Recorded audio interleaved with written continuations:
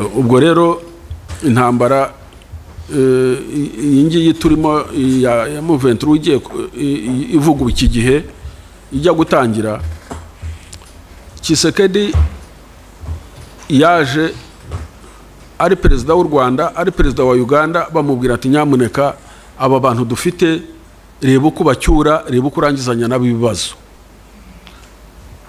Baramwinginga ndetse n'amadelegasiyo araza menshi cyane. Hari amadelegasiyo yaje hano 2019 mu kwezi kwa 10, banasinyana n'amasezerano n'abari Kibungo, abo Tshisekedi yohereje basinyana amasezerano, harimo umujenerali witwa Kahimbi n'abandi, basinyana amasezerano ko bakwiye gutaha, bagataha mu gihugu cyabo. Turategereza tukajya twishyuza aba bantu mwasinyanye nabo amasezerano bazataha ryari, ngo twabuze bije, ariko tuza kumenya ko batabashaka. Kutabashaka ni cya gitekerezo cyo kuvuga ngo n'ubundi aba bantu saba Kongomani n'abanyarwanda nibagumi wabo baratashye. Bije ntibaza. Ubwo ariko na Uganda nayo irasunika kugira ngo batware abantu babo, kuko usibye abo bari mu birunga baje n'imbunda bari mu birunga, hari n'abandi bagumye mu nkambi. Uganda igera aho ngaho yohereza delegasiyo yabo, ibohereza Kinshasa. Bamara amezi 18 bari mu hoteli, nta muyobozi n'umwe wigeze ubabona. Ubwo n'abari Uganda, ubwo bariho bose harimo kugerageza gutaha no kuvugana na Tshisekedi, kubera ko ari umuperezida mushya, wenda baratekereza ko yazana ibitekerezo bishya. Bageze aho bararambirwa, nyuma y'amezi 18 bava Kinshasa baragaruka, baraza bajya muri Uganda. Basubiriye muri Uganda, ubwo biragaragara ko byananiranye ibyo gutaha iwabo. Bigeze muri 2021,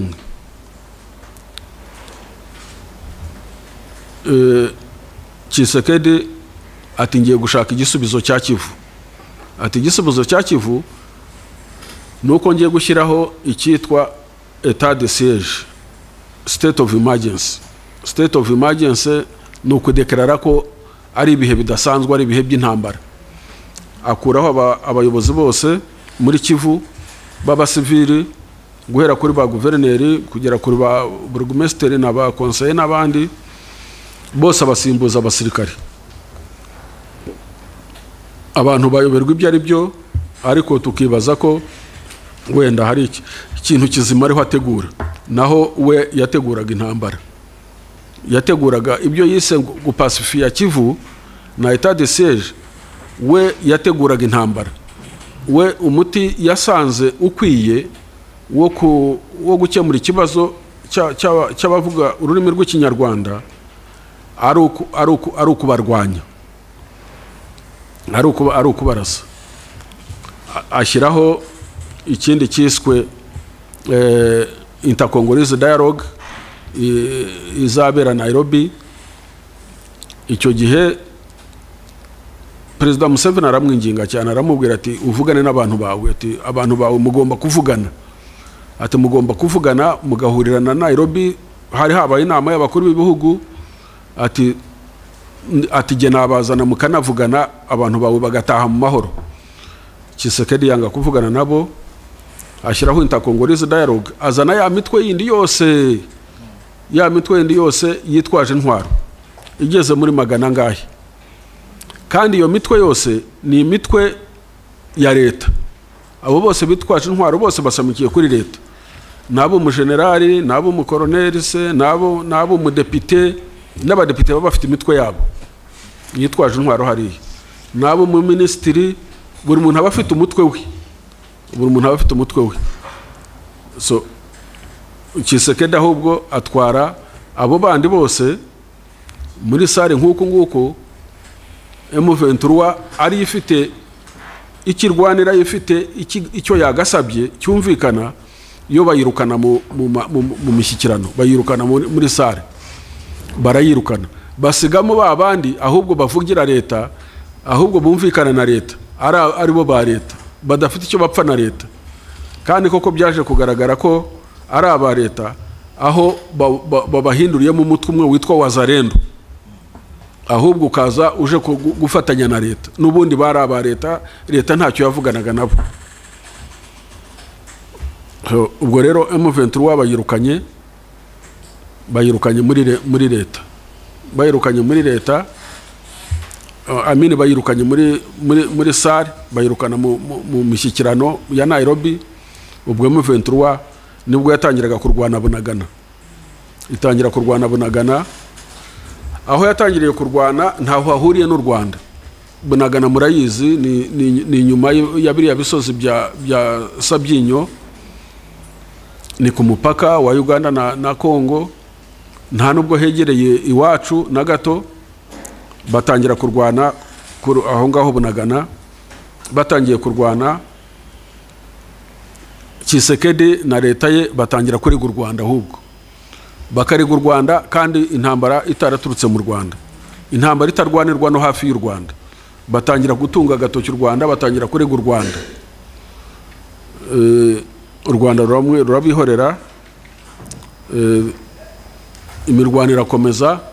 Noneho Tshisekedi atangiye kurwana na M23, icyo yakoze kwari ukuzana FDLR, abariyo azana, abari yashyira imbere, abari yashyira ku mbunda zikomeye, arayactiva. Noneho arayizana, atangira gukoresha FDLR.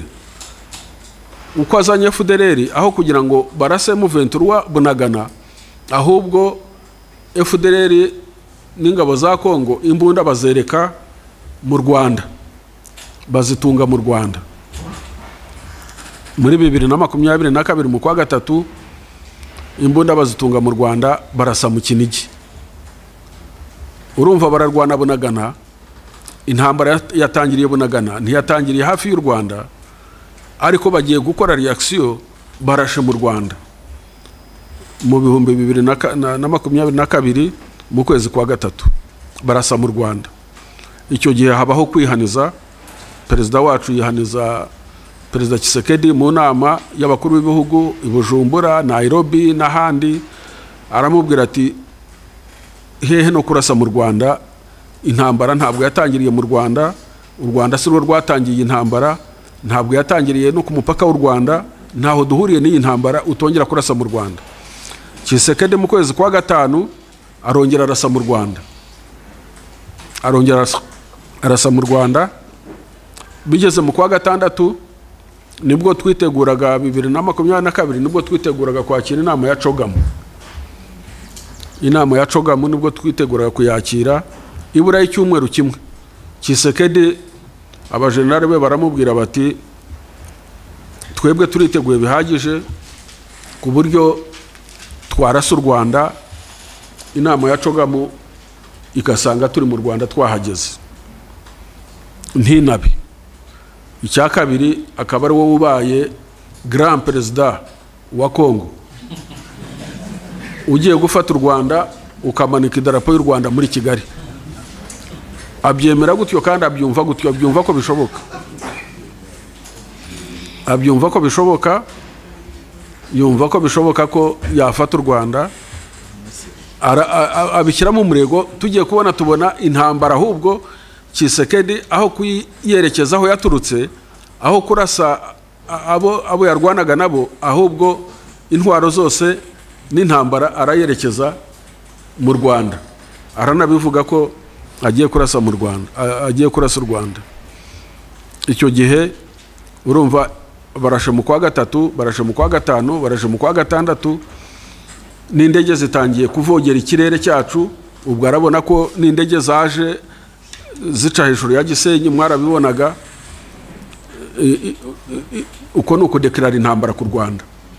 U Rwanda rero nyakubahwa Perezida wa Repubulika afata icyemezo cyo kuvuga ngo ntabwo nakwemera igihugu cyanjye kuguma kuvogerwa gutyo no kuraswa gutya, reka nkore icyitwa defensive measures. Ntabwo ngiye gutera Kongo, ntabwo nshaka gutwara intambara muri Kongo, ariko ndafata defensive measures ziproteja igihugu cyanjye ku buryo ntawongera kukirasamo. Nuko yabikoze, yakoze icyo cyemezo cyiswe defensive measures.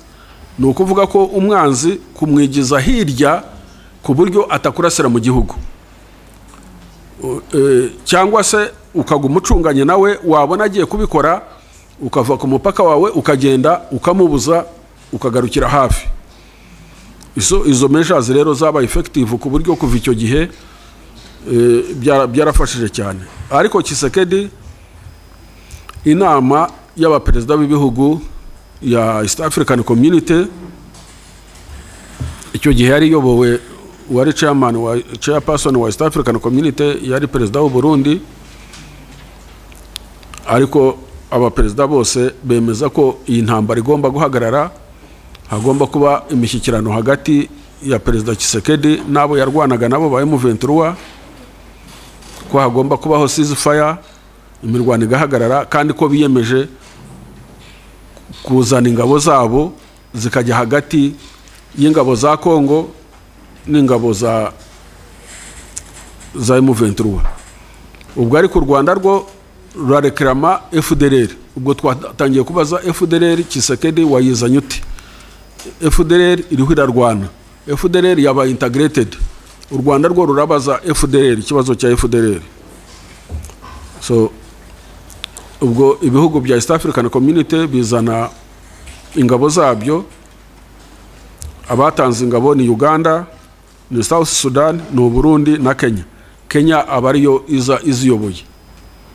Habaho ceasefire, kwemeranya guhagarika imirwano muri Rucuro. Noneho ingabo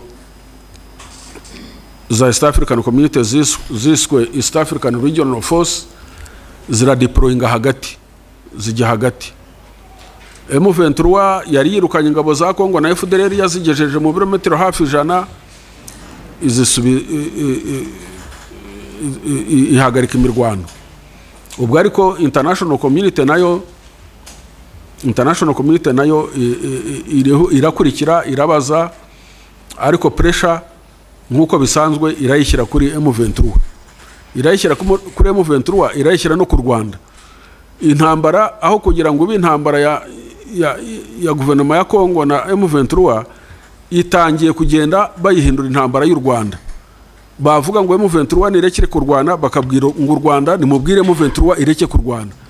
Kandi M23 ntiyavuye mu Rwanda, M23 ntirwanira ku mupaka w'u Rwanda. Ndetse na perezida w'Umufaransa, perezida Macron, yinginga perezida wacu, aramubwira ati ubwire M23 isubira inyuma ibirometero 100. Ati jewe ndabihagararaho, irasubira inyuma, ntacyo iri bube, kugira ngo imishyikirano abantu bumvikane. M23 yasubiye inyuma ibirometero 100, ahubwo Tshisekedi ayikurikira kuyirasa. Kandi abari wari wabisabye ngo isubire inyuma ntiyabajije impamvu Tshisekedi yayikurikiye kuyirasa, yari icecekeye. Ndetse basaba na perezida wacu ngo babwire M23 ngo ive muri Bunagana. Yari yafashe Bunagana, ngo rwose turakwinginze. Uko kumwinginga ngo fasha, ngo kuko ubazi muvuga ururimi rumwe, uko kumwinginga niko kwaje guhindukamo ko M23 ifashwa n'u Rwanda. Bakabikora bavuga ngo bati turabinginze u Rwanda nimutubwirire bari abasore bareke ku Rwanda. U Rwanda rwabikora, ubwo ikibazo kikaba cy'u Rwanda aho kubicyaye M23. Ku buryo nyakubahwa perezida wa Repubulika yasabye M23 kuva muri Bunagana, arayibwira ati noneho barasaba ko muva muri Bunagana nimuyivemo, nta kugira ngo mushobore kumvikana no kujya mu biganiro. Bariho bava muri Bunagana, Tshisekedi arabarasa, abarasa akoresheje FDLR n'ingabo ze, arabarasa. Urumva Tshisekedi we buri gihe yapreferaga kurwana gutsinda gisirikare. Nyirago ni umuntu utazi ibyo kurwana, utazi n'ibya gisirikare, agomba kuba yaribazaga ko ari ibintu byoroshye cyane, cyangwa se n'abajenerali ba Kongo bamenyereye kwiba no gusahurira mu nduru, bakabikoresha kugira ngo abahe ibikoresho babona uko bagushuraho bashyira mu mifuka yabo, baramubeshya ko ashoboye kurwana. So ubwo rero ingabo za East African Community zo zaraje zijya hagati pe, zijya hagati y'imitwe yombi, zijya hagati ya M23 n'ingabo za Kongo, zirahajya ziradeployinga. Amezi zamaze guhera mu kwezi kwa gatatu, guhera mu kwezi kwa gatatu 2023 kugeza mu kwezi kwa 10 nta mirwano yongeye kuba. Mu gihe ingabo za East African Regional Force zagiye hagati y'ingabo za M23 n'ingabo za leta, nta mirwano yongeye kuba guhera 23 mu kwezi kwa gatatu kugera 23 mu kwezi kwa 10. Habaye agahenge, nta mirwano yari hari. Ibyo byagombaga gutanga umwanya wuko hagomba kubaho imishyikirano n'ubwumvikane hagati ya leta ya Kongo na M23, ariko ntabwo ari byo Tshisekedi yashakaga. Ntabwo ari byo Tshisekedi yashakaga. Tshisekedi yashakaga kurangiza intambara mu buryo bwo kurwana. Icyo yakoze yahereye ku Burundi. Yahereye ku Burundi. Ashaka perezida w'u Burundi, nta umenya uburyo yakoresheje, ariko dukiye ku buryo bubiri. Uburyo bwa mbere yakoresheje uburyo bwa mwaye, uburyo bwa quelque chose, niko dutekereza. Kuko nta kindi, nta kuntu wakwibaza ukuntu umuntu yari chairman wa East African Community. East African Community ya deploying ingabo zagiye hagati y'abarwana kandi zabikoze neza. Arangije tugiye tumva iza yazikuye muri East African Community, ahubwo yazishyize ku ruhande rwa Kongo kugira ngo irwane. Uko byagenze buri muntu wese yabyibaza niba atari quelque chose, ariko cyane cyane icyarimo kiremereye cyane ni intambara y'ubwoko. Ni intambara ya ideology, ni intambara ya ethnicity.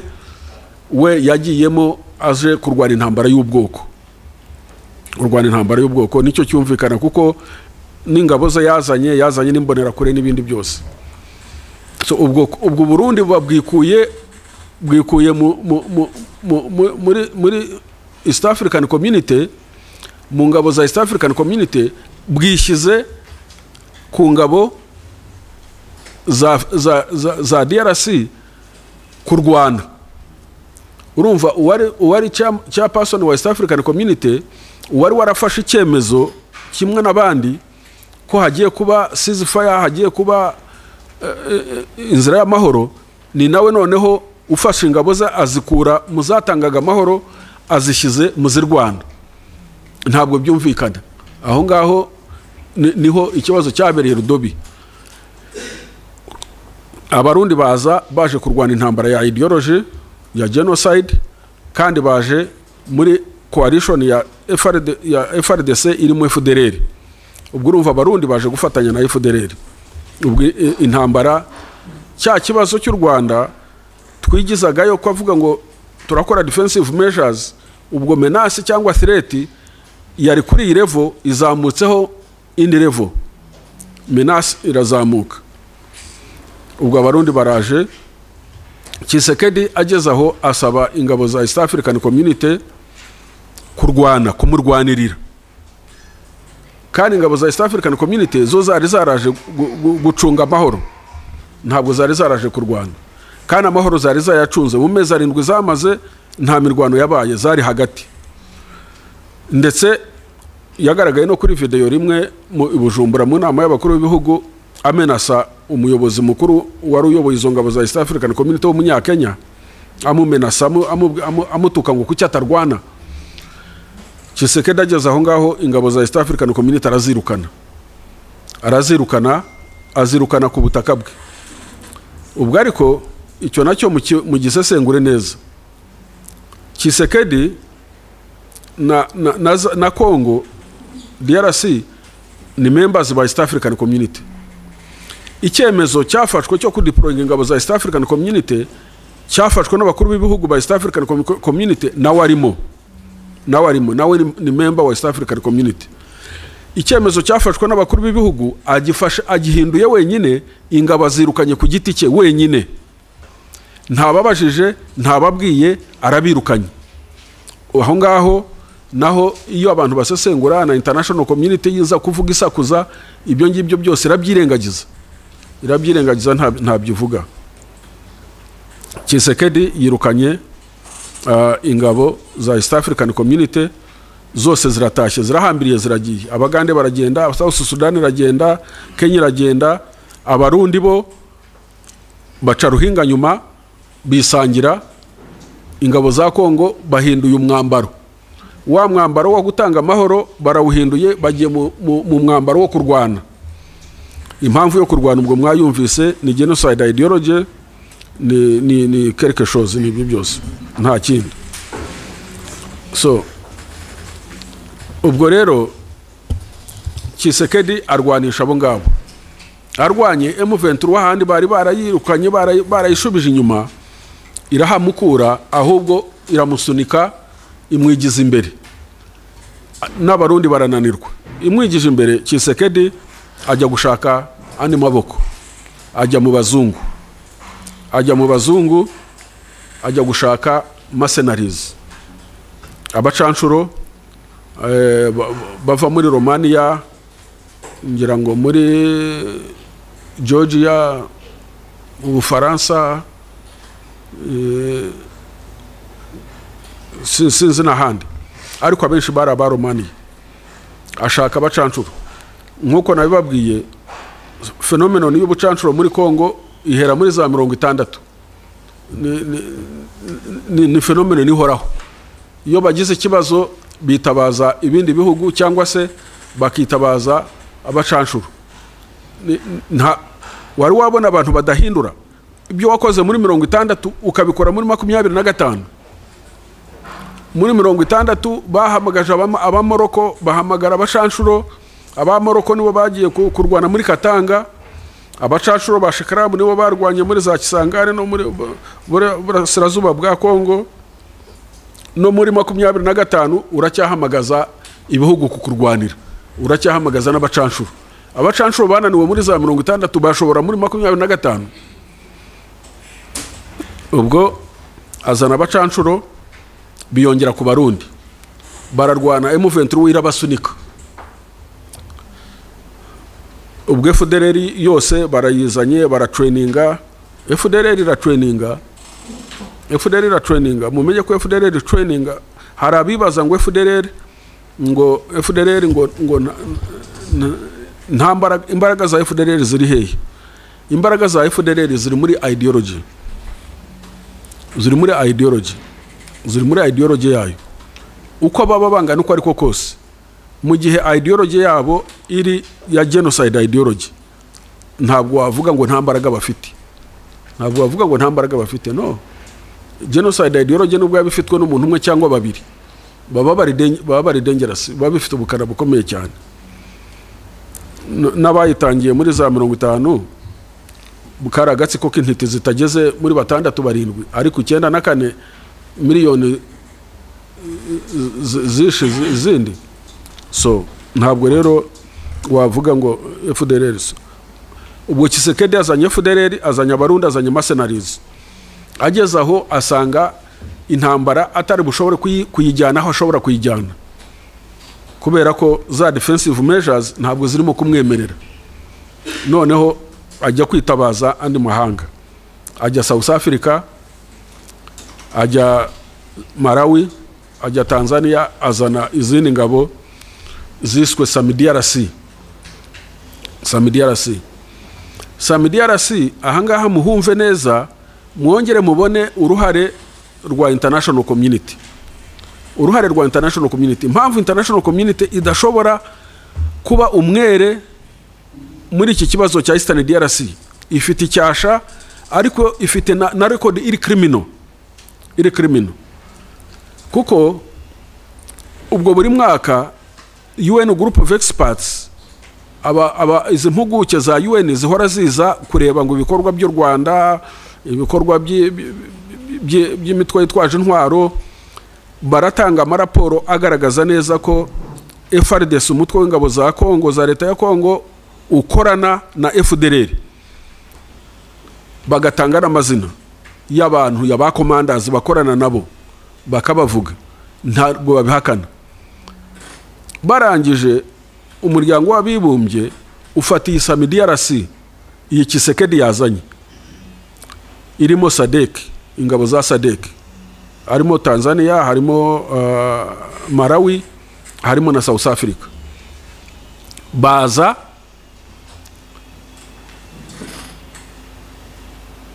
bahabwa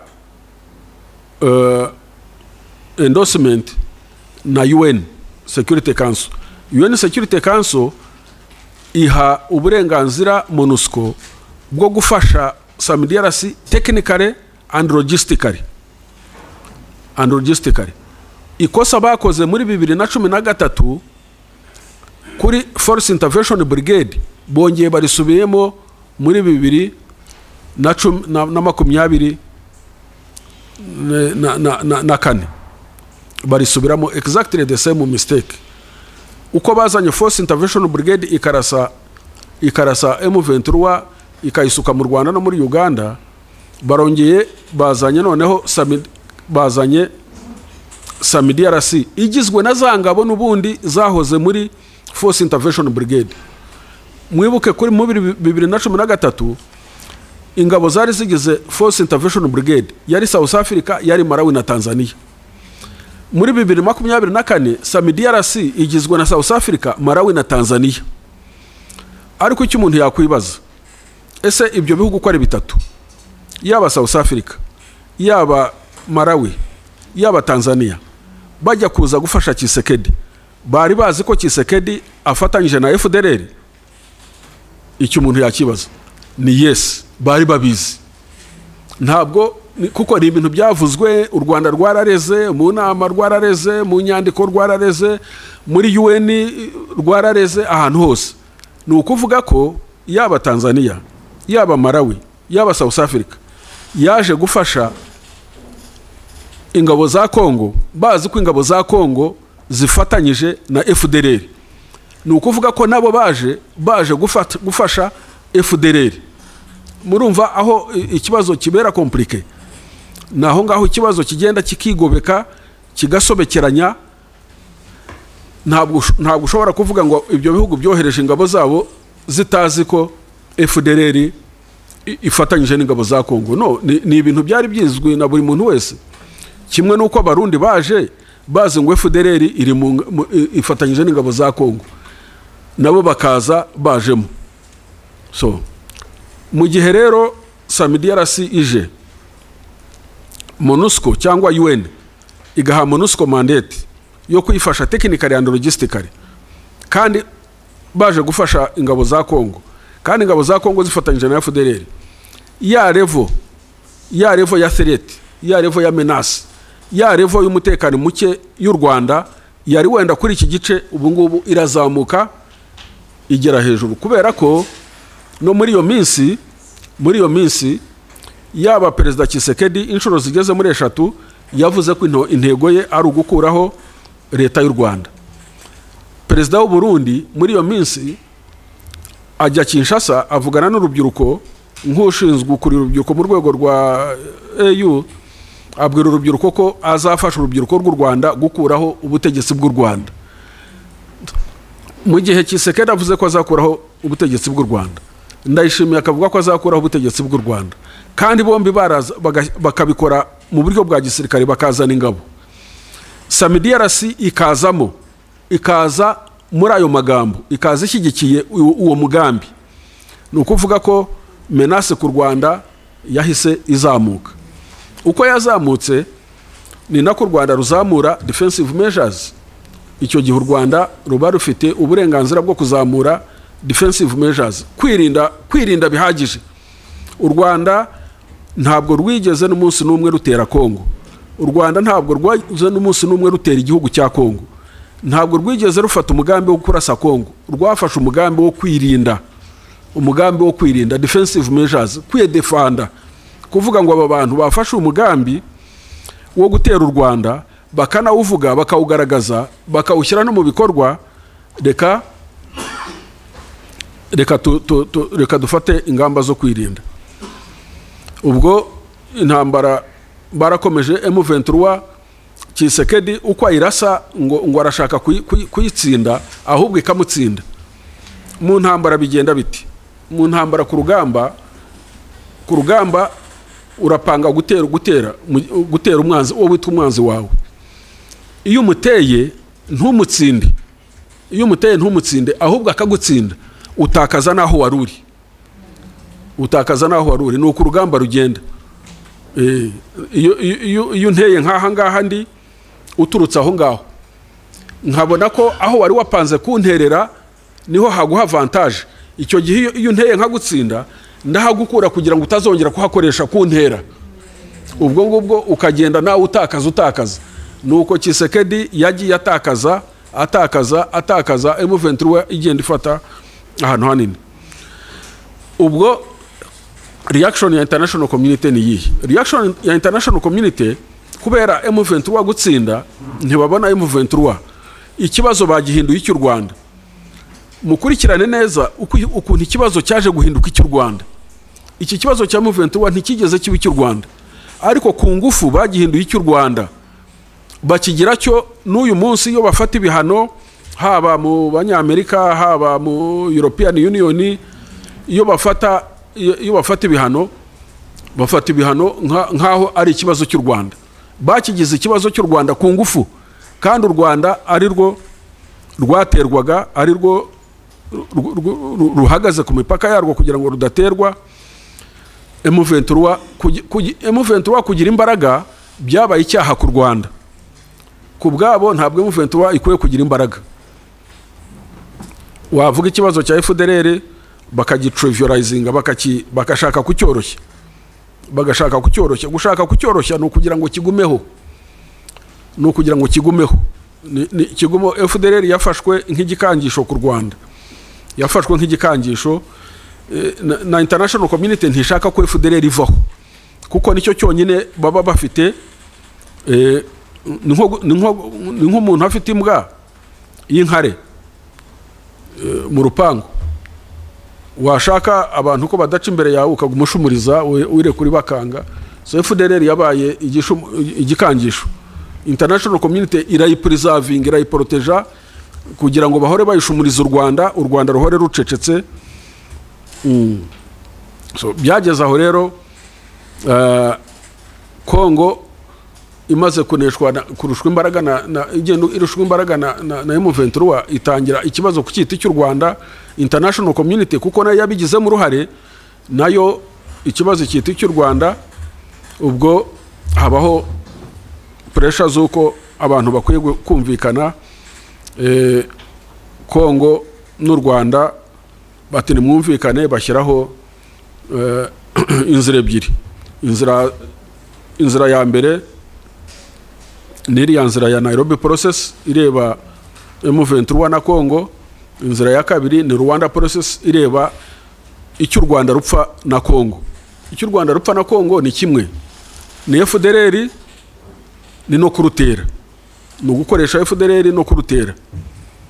So imishyikirano rero irakomeza kugeza ubu. Ejo bundi mu kwezi kwa 12 tariki 14 bijya guhagarara, hari hamaze kuba inama inshuro 7 muri Angola, muri Rwanda, biyobowe na perezida wa Angola. Noneho u Rwanda rukavuga ruti ikibazo cya Kongo cya M23 bakitiriye u Rwanda, ntabwo twavugana na Kongo itarangiza ikibazo cyayo na M23 kitwitirirwa, nibakirangize. Kongo iti ntabwo mvugana na M23, ndavugana n'u Rwanda. Naho Kongo mu myumvire yayo nta M23 ibaho, nta M23 b'abakongomani babaho, ni abanyarwanda. Nivugana n'u Rwanda ikibazo cya M23 kiraba kirangiye, kuko M23 n'u Rwanda n'ubu ntibarabemera ko ari abakongomani. aho ngaho niho ikibazo gikomereye cyane. So ni naho imishyikirano ya Nairobi yahagarariye ngo perezida wacu ntiyagiyeyo kwifotoza gusa, nta kindi cyari kumujyanayo, kuko mu gihe ikibazo cya M23 cyari cyaraganirwa muri izo nshuro 7 zose, byagera ku itariki 14 z'ukwa 12 2024 Kongo ikanga ngo ntiyavugana na M23, ubwo u Rwanda ntacyo rwari kugiye gukora, kuko abakongo bumvaga kuvugana n'u Rwanda bihagije, bidakeneye kuvugana na M23 nkaho itabaho. So ubwo rero bihagararira aho ngaho, amahanga arahaguruka ngo u Rwanda yarwaciye ibintu, ngo ntirwagiye perezida ntiyagiye muri Angola, kandi ntacyo yajyaga gukora muri Angola mu gihe Kongo itemera kuvugana n'abantu bayo, ahubwo ikumva ko kuvugira muri twebwe ariko kuvugira muri kuvugana na M23. So ibyo rero byarahagaze. M23 Tshisekedi akomeza kugaba ibitero. Tshisekedi yakoresheje imbaraga nyinshi cyane, yakoresheje imbaraga, ntimushobora kumva imbaraga Tshisekedi yakoresheje, yibaza ngo ararasa M23 nayirangiza akomeza arase n'u Rwanda. Ubwo turavuga nka FARDC yonyine ntabwo iri hasi y'ibihumbi 100. FARDC yabaye mobilized iki gihe cyose, ntabwo yajya hasi y'ibihumbi 100. Kuba bigaragara ku rugamba icyo ni ikindi kibazo, ariko kumobiliza bikaza byarageze hafi ibihumbi 100. Abakongo kubazanye bose siko bajya ku rugamba, siko bajya ku rugamba. Hari abakuramo imyenda bakambara ingutiya z'abagore bakihisha, hari abagera gute, abagera ku rugamba ntabwo ariko bangana ariko bose, ariko abamobilijwe ni hafi ibihumbi 100. Washyiraho SAMIDRC ibihumbi 4,800, washyiraho mercenaries bavugaga 800, washyiraho FDLR ihorere hagati y'ibihumbi 2 na 3. Abarundi bohereje batayo 19, batayo imwe ibamo 600, bohereje batayo 19, ubwo utashyizemo imitwe y'imbonarakure. Wazarendo ntabwo bari hasi ibihumbi 50. Murumva ibyo bintu byose uko bingana. Washyiraho ibikoresho bya gisirikare byazanwaga na SAMIDRC, indege zarashombaga buri munsi, wibazaga ikibuga cya Goma, wibazaga ko ari Gatwick yo mu Bwongereza, kuko indege yabaga imanuka indi izamuka gutyo. Ibikoresho byinshi cyane mwarabyiboneye ibyafatiwe hariya. Biriya ntabwo ari ibikoresho byari byo kurwana na M23, ni ibikoresho byagomba kurasa u Rwanda. Naho byari biri, naho byarebaga na positioning yabyo ni hariya ibirometero 4-5 ku mupaka w'u Rwanda, kuri airport, byose bireba mu Rwanda. Ibibunda bya rutura byinshi cyane, ubona ibirase ibirometero 50, ibirase ibirometero 20, ibirase ibirometero bingahe, amoko yose atandukanye, ariko byose byabapfanye ubusa, byahindutse ubusa. M23 kubera ko ifite ikirwanira kandi Tshisekedi akayiteza umurindi, na international community kayiteza umurindi. Uko international community ibangamira itumva ikibazo cyayo, ni nakurushaho kugira ubukana. Buri umuntu yarwanira ukuri agira imbaraga nyinshi cyane. Iriya ideology ya genocide bakoze ku mugaragaro, ubonye listi y'abantu y'abayobozi ba Kongo, bahamagariraga ubwicanyi ku maradiyo, ku mavideo bifata ku mugaragaro, bahamagara abakongomani ngo bice barye abatutsi. Listi ni ndende cyane, igeze nk'abantu 60, ariko nta numwe muri abo ngabo, nta numwe international community ira sanctioning, nta numwe. Kandi ibyo bahamagariraga abantu kwica abantu barabikoze, abantu baratwitswe, bagatwikwa mu makara, mu mapine, bakabarya, kuri za video birahari, bakabica, bakabatema. Abantu barapfuye. Nk'ubu mu maprizo ya Kongo yonyine abatutsi barimo bafunzwe barenze 500 ariko nta muryango n'umwe mpuzamahanga ushobora kubaza, nta n'umwe urigera ubibaza unabivuga, nta ubivuga n'umwe, barabiceceka ariko agatoke bakagatunga u Rwanda gusa.